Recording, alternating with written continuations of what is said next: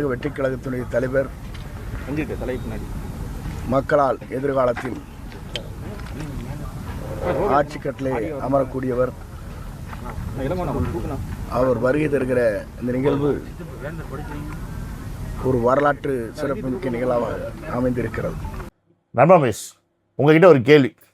உங்களை யாராவது ஒருத்தன் வச்சு செஞ்சிடறான், அவனை திருப்பி எப்பயாவது ஒரு சந்தர்ப்பம் கிடைக்கும் போது பழிக்கு பழி வாங்கணுன்ற எண்ணம் உங்ககிட்ட இருக்குது.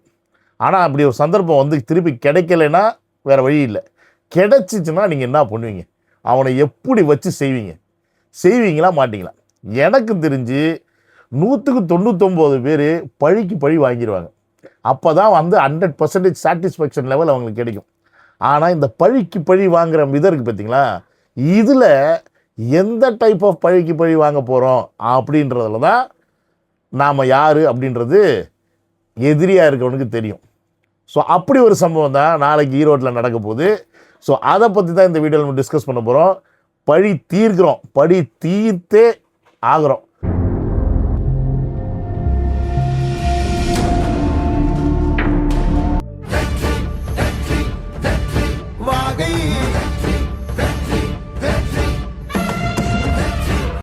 என் நெஞ்சில் குடியிருக்கும். Welcome to Vijay stock and welcome to another video. என்னோட சேனலுக்கு யாராவது ஃபஸ்ட் டைம் வரீங்க அப்படின்னா சப்ஸ்கிரைப் பண்ணிவிட்டு பெல் பட்டன் ப்ரெஸ் பண்ணுங்கள், ஷேர் பண்ணுங்கள், மறக்காமல் உங்கள் கமெண்ட்ஸை போட்டு போங்க. என்னோட வாட்ஸ்அப் குரூப்பில் வந்து சேரணும்னு ஆசைப்பட்டீங்கன்னா லிங்க் டிஸ்கிரிப்ஷனில் இருக்குது, அதை கிளிக் பண்ணி வந்து ஜாயின் பண்ணிங்க. தளபதியோடது பிரச்சாரத்துக்கு போனாவே அது திருவிழா கோலமாக கொண்டாடிக்கிட்டு இருந்த நம்ம எல்லாரையும் ஒட்டுமொத்தமாக கூண்டோடு அடைச்ச மாதிரி ஒரு வேலையை பண்ணிட்டாங்க இந்த திருட்டு கும்பல்ஸ். கரூர் சம்பவத்துக்கு அப்புறமா தளபதி எங்கேயுமே நவர விடக்கூடாது, ஏன் ஒட்டுமொத்த தமிழக வெற்றி கழகத்தையே குழி தோண்டி புதைச்சிடணும்னு என்னென்னமோ வேலை பார்த்தாங்க இந்த திருட்டு கொத்தடி மீஸ் கூட்டமும் நாய்ட்டம்பர் கும்பலும். ஆனால் இது எல்லாத்தையும் தகர்த்து உடைச்சு எரிஞ்சு நீங்கள் என்னடா அரசியல் பண்ணுறீங்க, நான் பண்ணுறேன் பாரு அரசியல்னு சொல்லி தளபதி வேறு லெவலில் ஒரு அரசியலை எடுத்து கொண்டு வந்தார் பாருங்க. இவங்களால என்ன பண்ணுறதுனே தெரியல. தளபதி திருப்பி பிரச்சாரத்துக்கு தயாரானார். ஆனால் பர்மிஷன் கொடுக்க மாட்டேன்னு சொல்லிட்டு ஏகப்பட்ட தில்லாலங்கடி பண்ணாங்க. நம்ம கேட்ட எஸ்ஓபியை வச்சு நமக்கே செக்கு வச்சாங்க. இன்றைக்கி ஆண்டுக்கிட்டு இருக்க இந்த அரசாங்கமும் திமுக கட்சியும். ஏன் திமுக கட்சின்னு சொல்கிறேன்னா அவங்க தானே ஆண்டுக்கிட்டு இருக்காங்க, அதனால அதை வச்சே நமக்கு செக்கு போட்டாங்க. ஸோ இதெல்லாம் நடந்துக்கிட்டு இருக்கும்போது எப்படி இவங்களை டேக்கிள் பண்ணுறது அப்படின்னு தளபதி என்ன பண்ணார், எப்பயுமே அவர் ஏ பிளான் பி பிளான் சி அப்படின்னு வச்சுருப்பார். பிளான் ஏக்கு தானே ஞாபகம் வச்சுருக்க, இருடி மாவனை நான் பிளான் பியில் வரேன்னு சொல்லிட்டு டக்குன்னு கட்சிக்குள்ளே செங்கோட்டையன் அவர்களை உள்ளே பூத்தினார். அவங்களுக்கு அப்போ தெரியல செங்கோட்டையனை பூத்தி இவர் என்ன பெருசாக சாதிச்சிட போகிறாரு அப்படின்னு நினச்சிக்கிட்டு இருந்தாங்க இந்த கூமுட்டை கொத்தடிமேஸ். அங்கே தான் வச்சார் செக்கு. டேய், நான் என்ன அவரை சும்மா சேர்த்தேன்னு நினைக்கிறீங்களா, உங்களுக்கெல்லாம் சூப் வைக்கிறதுக்கு நான் சேர்த்தேன் அப்படின்ற மாதிரி செம்மையாக செஞ்சு விட்டாப்புல நம்ம தளபதி. சரி, நீ ரோட் ஷோக்கு தானே அனுமதி கொடுக்க மாட்டேன், நான் மக்களை எப்படி சந்திக்கிறேன் பாருன்னு சொல்லிட்டு காஞ்சிபுரத்தில் ஒரு காலேஜை எடுத்து அதில் ஒரு 2000 பேரை கூட்டியாந்து பார்த்து ஒரு அருமையான ஒரு பொதுக்கூட்டமாக நடத்திட்டார்.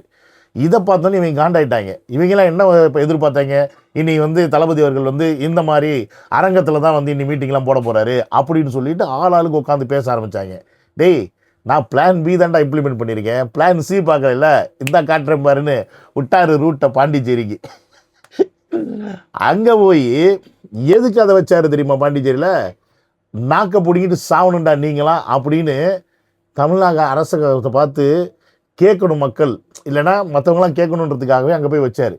அந்த இடத்துல அந்த பொதுக்கூட்டத்தை வச்சது மிகப்பெரிய ஹைலைட் ஆயிடுச்சு. ஏன், அந்த அளவுக்கு அங்கே ஒரு காவல் போலீஸோட பாதுகாப்பும் அந்த மக்களை எப்படி அவங்க வந்து கவனித்து அந்த பொதுக்கூட்டத்தை நடத்தி சிறப்பிச்சாங்க அப்படின்றத முன்மாதிரியாக இந்த கொத்தடிமை கூட்டத்துக்கும் இன்றைக்கி ஆண்டுகிட்டு இருக்க அரசாங்கத்துக்கும் இந்த தமிழக காவல்துறைக்கும் காமிச்சிட்டார். இருந்தாலும் வெக்கமான சூடு சொரண ரோசம் இதெல்லாம் எங்களுக்கு கிடையாதுப்பா.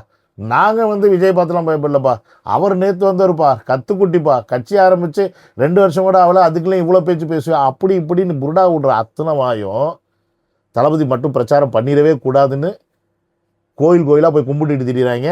அந்த அளவுக்கு கொத்தடிமை கூட்டம் பயத்தில் கிடக்குது. இல்லைன்னா ஒட்டகத்தை வாங்கிலாம் வந்து முதல்வரோட ஒய்ஃப் வந்து பூஜைலாம் பண்ணுவாங்களா?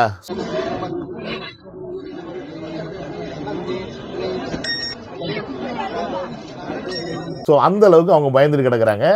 பட் இருந்தாலும் தளபதி வேற ஒரு பிளானை போட்டார். அவர் தான் செங்கோட்டையன். தமிழ்நாட்டில் பிரச்சாரம் பண்ணணும், நீங்கள் பர்மிஷன் கொடுக்க மாட்டேன், வேறு எங்கே போய் நான் பிரச்சாரத்துக்கு கேட்டாலும் ஏதாவது ஏடா கூட பண்ணுவேன். கரெக்டாக செங்கோட்டை வச்சு ஒரு காயினா இருந்தார். ஈரோட்டில் போடுங்க, கரூரில் தானே நீ பிரச்சனை பண்ண, திருப்பி ஆரம்பிக்கிறேன்டா, அதே ஏரியா அதே சுட்டு வட்டாரத்தில் நான் ஆரம்பிக்கிறேன்டா, உன்னால் முடிஞ்சதை பார்த்துக்க அப்படின்னு சொல்லிட்டு செங்கோட்டையனை களத்தில் இறக்குனாரு. அவர் அப்படியே செங்கலாக செதுக்கி இந்த மீட்டிங்க்கு அருமையான ஏற்பாடுகளை செஞ்சு அத்தனை பத்திரிகைக்காரங்களையும் செவுட்டு மேல் அடிக்கிற மாதிரி வந்து ரிப்ளை கொடுத்து வச்சு ஃபன் பண்ணி விட்டாரு பாருங்க. வேறு லெவல். ஸோ இதில் இப்போ நீங்கள் கேட்கலாம், இதில் எங்கேயா பழி வாங்குறது இருக்குது, நீ பழி வாங்கணும்னு சொன்னீங்கன்னா இது எல்லாமே இப்போ நம்ம பழி வாங்கிக்கிட்டு இருக்கோம். இது ஒரு பாயிண்ட் ஆஃப் பழி வாங்குதல். யாரை? திமுக அந்த திருட்டு கொத்தடிமை கூட்டத்தை ஒரு பழி வாங்குதல். இது தளபதி அவர் ஸ்டைலில் அவங்கள பழி வாங்கிட்டு இருக்காரு, புரியுதுங்களா? ஆனால் செங்கோட்டையன் அவர் ஸ்டைலில் ஒரு பழி வாங்குறாரு பாருங்க, அது வேற லெவல்.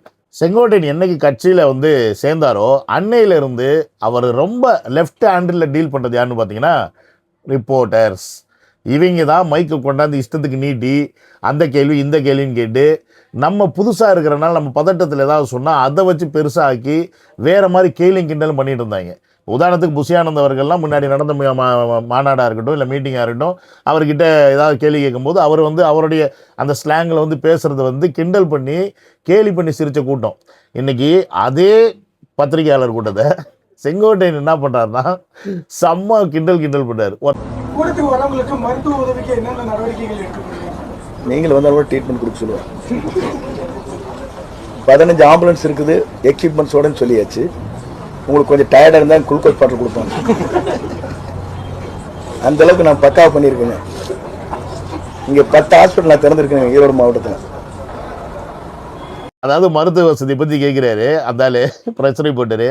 நீ வந்தால் உனக்கும் மருத்துவம் பார்ப்போம், அப்படியே ரொம்ப டயர்ட் ஆகிட்டேன்னா குளுக்கோஸ் கலந்து கொடுப்போம், வந்து குடிச்சிட்டு போடான்னு சொல்லி அவனுக்கு அந்த நேரத்தில் எப்படி இருக்கும், என்ன பதில் பேசுறதுன்னு தெரியாது. ஏன்னா நீ கேட்ட கேள்வி எப்படி. ஆனால் அவருக்கு அது சரியான பதில் தான்.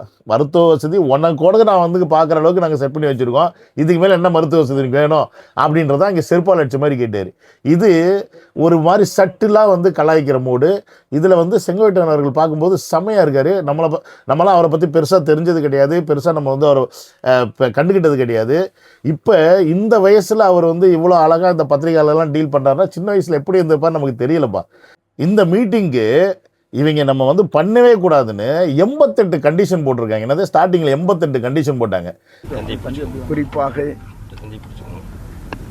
காவல்துறை என்னென்ன வேண்டுகோள் வைத்தார்களோ அதை காட்டிலும் கூடுதலாக பாதுகாப்பு அரண்கள் அமைக்கப்பட்டிருக்கிறது. வந்து செல்கின்றவர்களுக்கு தனியாக பாஸோ அல்லது ஐடி கார்டோ QR கோடோ கிடையாது. அந்த 88 கண்டிஷன்லாம் ஃபாலோவே பண்ண முடியாது. எத்தனை பேர் வருவாங்க, அவங்க பேர், அவங்க அட்ரஸ்ஸு, அந்த மாதிரி ஏகப்பட்ட விஷயங்களை கேட்டு குடைச்சல் பண்ணியிருக்கு காவல்துறை. அவர் வந்து பழம் தின்னு கொட்டை போட்டவர். 50 வருஷம் என்னது அரசியல் அனுபவமே, நமக்கு அந்த வயசு கூட கிடையாது. ஆனால் அவர்லாம் 50 வருஷம் அனுபவம் மட்டுமே அரசியல் வச்சுருக்காரு. அப்போ அவர் எத்தனை காவல்துறையை பார்த்துருப்பார், எத்தனை மந்திரிகளை பார்த்துருப்பார், எத்தனை இந்த மாதிரி மீட்டிங்கை கண்டக்ட் பண்ணியிருப்பார். அவர்கிட்ட போய் நீங்கள் இவ்வளோ ரூல்ஸ்லாம் போட்டிங்கன்னா அவர் முடக்க அவங்கள கேள்வி கேட்டு லாக் பண்ண மாட்டாரடா. அவர் என்னென்ன கேள்வி கேட்டார்லாம் நமக்கு தெரியாது. அந்த 88 கண்டிஷன்லேருந்து குறைஞ்சி 40 என்னமோ வந்து போட்டிருக்காங்க. ஆனால் அதையும் இது என் ஏரியா, நான் நடத்துகிற மீட்டிங்கு, எனக்கு தெரியும், நீ வந்து உன்னுடைய கண்டிஷனை கொடு, அது ஆட்டோமேட்டிக்காக அப்ளிகபிள் ஆகும், நீ எத்தனை போலீஸ் வந்து நின்று பாதுகாப்பு கொடுக்க போகிறேன்னு முதல்ல அதை சொல்லு அப்படின்னு சொல்லி அவங்களே லாக் பண்ணி வச்சு தளபதியை பிரச்சாரமே பண்ண விடக்கூடாது அப்படின்னு நினச்ச இந்த திருட்டு கும்பலுக்கு நாளைக்கு மிகப்பெரிய ஒரு மீட்டிங்கை ஏற்பாடு பண்ண செங்கோட்டையன் அவர்கள் மிக அருமையாக இந்த திருட்டு திமுகவை பழி வாங்கியிருக்கார். இப்போ நம்ம பழி வாங்கணும். யார்? பப்ளிக், ஃபேன்ஸ், தொண்டர்கள், ரசிகர்கள், யாரை வேணா இருங்க, தளபதியை வெறி கொண்டு நேசிக்கிற அத்தனை பேரும் இன்றைக்கி திருட்டு திமுகவை பழி வாங்கணும். எப்படி பழி வாங்கணும்? அவங்க என்ன சொல்லிக்கிட்டு இருக்காங்க? இது ஒரு தற்கொலை கூட்டம், மரத்தில் ஏறுறாங்க, அங்கே தாவுறாங்க, இங்கே தாவுறாங்க. விஜய் வந்து நிற்கிறதுக்கு முன்னாடி 10 மணி நேரத்துக்கு முன்னாடியே வந்து அந்த இடத்துல ஆட்டம் போட்டு திரியிறாங்க. அப்புறம் வெயிலில் விழுந்து மயக்கம் அடிக்காமல் என்ன பண்ணுவாங்க, குழந்தைகளை கூப்பிட்டு வர்றாங்க, கர்ப்பிணி பெண்கள் வர்றாங்க, வயசானவங்க வர்றாங்க, இவங்களாம் வந்து அறிவு இருக்கா இல்லையா இப்படின்னு மக்களை நம்ம ஓட்டு போட்ட நம்மளை அசிங்கப்படுத்தின இந்த திருட்டு அரசியல் கூட்டங்களுக்கு, அரசியல்வாதிகளுக்கு நம்ம திருப்பியும் செருப்படி கொடுக்குற மாதிரி பழி வாங்கணும். எஸ், இந்த வாட்டி இந்த மீட்டிங்கை ரொம்ப சிறப்பாக நாம் தான் கண்டக்ட் பண்ணி கொடுக்கணும். பப்ளிக் நம்ம எந்த அளவுக்கு ரொம்ப இந்த மீட்டிங்க்கு அவங்க போட்டிருக்க கண்டிஷன்ஸை ஃபாலோ பண்ணி நம்ம அது ரேஞ்சில் போகிறோம், அதே ஃபாலோ பண்ணிகிட்டு இருந்தோம் அப்படின்னா அதுவே நம்ம வந்து அவங்களுக்கு கொடுக்கக்கூடிய மிகப்பெரிய ஒரு பழி வாங்குது. ஏன்னா இப்போ தான் போன வாரம் ஞாயிற்றுக்கிழமை இளைஞரணி மாநாடுன்னு சொல்லி ஒன்று போட்டு மிகப்பெரிய பல்பை வாங்கி திமுக அசிங்கப்பட்டு போய் நிற்குது. அங்கே வந்தவன்லாம் குவார்ட்டர் வாங்கினோடனே அப்படியே காம்பவுண்ட் சுவர் ஏறி தாண்டினது பார்த்துருப்பீங்க, சேரு காலியாக இருந்ததை பார்த்துருப்பீங்க, அங்கங்கே சரக்கு அடிச்சுட்டு இருந்தது பார்த்துருப்பீங்க, தனியாக சேரு கூட பேசின சிஎம்ஐ பார்த்துருப்பீங்க. இப்படி பல என்டர்டெயின்மெண்ட் விஷயங்கள்லாம் அந்த இளைஞரணி மாநாட்டில் நடந்துச்சு. ஏன் பிரியாணிக்கு சண்டை போட்டது, பிரியாணி திருடினதுன்னு இப்படி பல விஷயங்களை பார்த்துருப்பீங்க. நமக்கு அது மிகப்பெரிய கண்டென்ட்டாக இருந்துச்சு. இந்த வாட்டி கண்கொத்தி பாம்பாக நம்மளை பார்த்துக்கிட்டே இருப்பாங்க. ஏதாவது தப்புன்றோமா, ஏதாவது வந்து சின்ன ஒரு விஷயம் அங்கே நடக்குதா, அதை வச்சு பெருசாகுமான்னு. ஏன்னு கேட்டிங்கன்னு வச்சுங்களேன், திருப்பியும் தமிழக வெற்றிக் கழகத்தை முடக்கிறதுக்கான வேலையை தான் பண்ணுவாங்களே ஒழிய, இவ்வளோ அழகாக மீட்டிங் பண்ணுறாங்க, ரொம்ப பாதுகாப்போடு பண்ணுறாங்க, ரொம்ப சிறப்பாக பண்ணுறாங்க அப்படின்னு சத்தியமாக இவங்க ஒத்துக்கவும் மாட்டாங்க. அது ஒத்துக்கிற மனநிலைமை அவங்க கிடையாது. ஸோ தம்பி தங்கிகள் நீங்கள் என்ன பண்ணணும் அப்படின்னா, போங்க, என்ஜாய் பண்ணுங்க.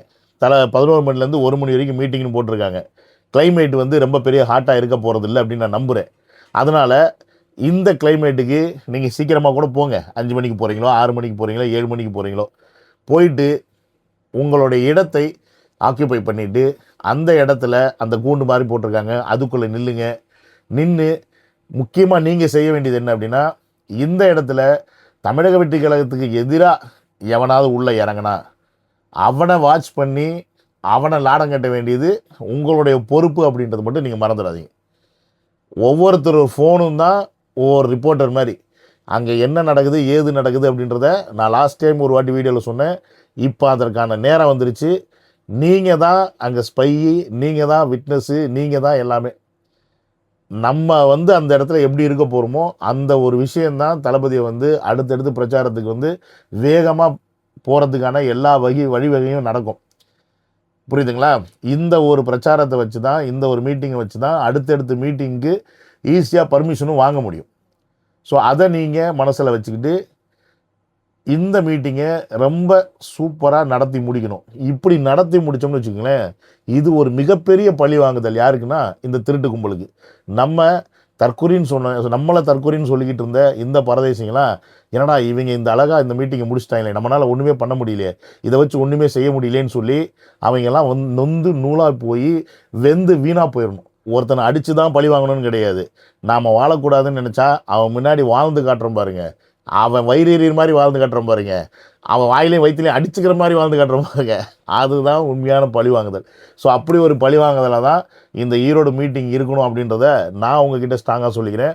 நீங்கள் நாளைக்கு மீட்டிங்கில் சிறப்பாக செயல்படுங்க அப்படின்றத ஒரு அண்ணனாக உங்ககிட்ட நான் கேட்டுக்கிறேன். அது மட்டும் இல்லாமல் இந்த மீட்டிங்கில் தளபதி அவர்கள் பல விஷயங்களை பேசணும், பல மேட்ரை வந்து ஓப்பனாக பேசணும்னு ஆசைப்பட்றேன். என்ன மாதிரியான விஷயங்கள்லாம் பேச போகிறாருன்னு தெரியல, பட் நிறையா பேசணும் அப்படின்னு நான் எதிர்பார்க்குறேன். தளபதி அவர்களே நிறையா பேசுங்க, வச்சு செய்யுங்க, இவங்களை விட்டுறாதீங்க அப்படின்றத சொல்லி இந்த வீடியோ முடிச்சுக்கிறேன். See you on another video. Love you all. Take care. Bye bye.